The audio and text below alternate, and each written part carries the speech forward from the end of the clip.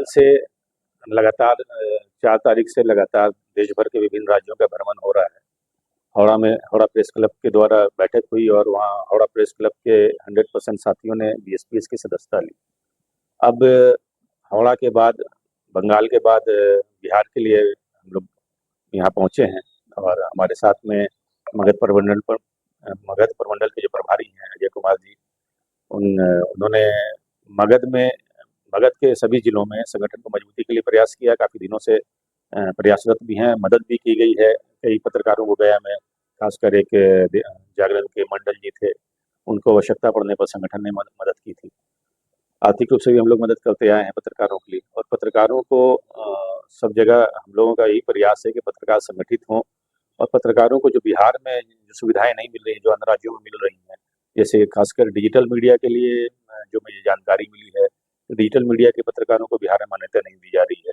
तो इन मुद्दों को लेकर के बिहार सरकार के समक्ष हम लोग मजबूती से इन बातों को उठाएंगे।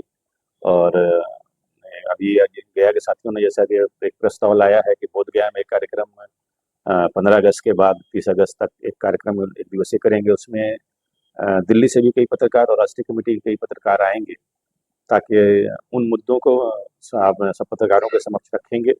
और हम लोग हम लोग की ये पत्रकार संगठन की यही मांग है कि पत्रकारों की जो देश भर में सुविधाएं मिल रही हैं, वो बिहार में भी मिलना चाहिए। पेंशन योजना है, पत्रकारों के लिए पेंशन तो है, लेकिन यहाँ पर बहुत कम है, और वो भी मान्यता प्राप्त पत्रकारों के लिए ही, कुछ चुनिंदा पत्रकारों को ही दिया जा रहा है।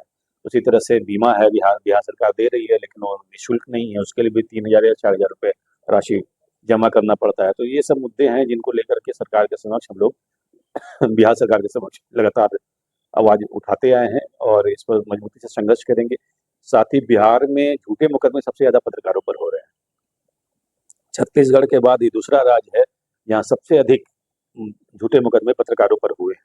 उन मामलों में हम लोगों ने पिछले दिनों मुख्य सचिव बिहार जब थे अभी सुभानी जी, और डीजीपी बिहार से मिलना था, तो वो नहीं थे उपलब्ध, तो एडीजी साहब से हम लोगों ने बात की थी और उन्होंने कहा था उपलब्ध कराने के लिए ऐसे सभी आंकड़े जिस पर के जिन पत्रकारों पर झूठे मुकदमे दर्ज किए गए हैं, वहाँ कार्रवाई का प्रावधान उन्होंने कहा था, कार्रवाई भी की जाएगी अगर झूठे मुकदमे हैं।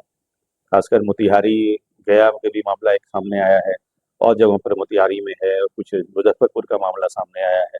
कई जिलों में इस तरह के मामले सामने आए हैं। तो सभी जिलों से जो हमारी भारतीय श्रमजीवी पत्रकार संघ की जिला इकाई है, उनको कहा गया है कि सभी ऐसे पत्रकारों की सूची तैयार करें, और हम लोग बिहार के मुख्यमंत्री और राज्यपाल को वो सूची उनको उपलब्ध कराएंगे और उन मुकदमों को खत्म करने के लिए एक आवेदन देंगे, ताकि जो झूठे मुकदमे हैं उनको खत्म किया जाए, और ऐसे अधिकारी जो पत्रकारों पर झूठे मुकदमे दर्ज करते हैं, उनके ऊपर निश्चित रूप से कार्रवाई की जाए। उन्हें ऐसा कोई थाना प्रभारी या कोई है या अधिकारी है, तो उन्हें कभी भविष्य में किसी थाने में प्रभारी के रूप में ना नियुक्ति की जाए। ये हमारा प्रयास होगा। जीवी होते हैं, आप देखेंगे, अभी थोड़ी देर पहले मैं कह रहा था कि आप यहाँ गया में ई रिक्शा, जिसको आप लोग टुक टुक या टोटो या कुछ कहते हैं यहाँ, तो ई रिक्शा जो है यहाँ पर काफ़ी है। गया में मुझे काफ़ी दिखने को मिलता है। आप ई रिक्शा वाले किसी से को जो संचालक है उसके साथ में अगर कुछ आप दुर्व्यवहार कर लेंगे, तो देखिएगा वो किस तरह से एक झुंड बना करके एकदम टूट पड़ेंगे, चाहे कोई भी हो। तो जानते हैं संगठन का मतलब क्या होता है, समूह में संगठन की ताकत होती है। लेकिन पत्रकार बुद्धिजीवी होते हैं, जो उद्देश्य जो हमारा होना चाहिए पत्रकार यूनियन का, उसको भूल करके डिफरेंट इश्यूज पर लड़ रहे होते हैं। किसी को पद चाहिए होता है, कोई प्रेस क्लब का अध्यक्ष बनना चाहता है, कोई भवन पर कब्जा करना चाहता है, कोई अलग तरह के इस तरह के मामले होते हैं कि, और वो अपनी दुकानदारी चमकाने के लिए पत्रकारों को संगठित नहीं होने देते हैं। एक भरम और होता है बड़े अखबारों के लिए, खासकर मैं कहूँगा, इस भरम में जीते हैं वो तो बड़े अखबार हैं, सो कॉल्ड बड़े अखबार, हालांकि वो बड़े अखबार उनके साथ एक नहीं, मैं 10 उदाहरण दूंगा, वो खड़े नहीं हुए हैं। जब किसी पत्रकार की बड़े अखबार की हत्या हुई है, तो कोई बड़ा अखबार का संपादक, कोई बड़ा अखबार का ब्यूरो आज तक खड़ा नहीं हुआ। आज भी मैं किसी अखबार का नाम नहीं लूंगा, लेकिन बड़ा अखबार है, नेशनल अखबार है, उसके पत्रकार बीमार है गंभीर रूप से, उसको कलेक्शन करने की बात आई है तो हमारा संगठन कर रहा है।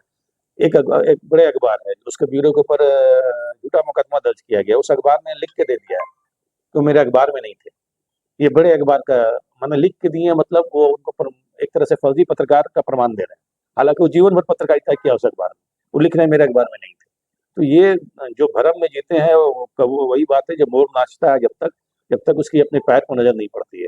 तो ऐसे लोग जो बुद्धिजीवी है, जो पत्रकार है, गया हो या कहीं देश भर में कहीं भी हो, अपने पैर को जरूर नजर डाल लिया करें।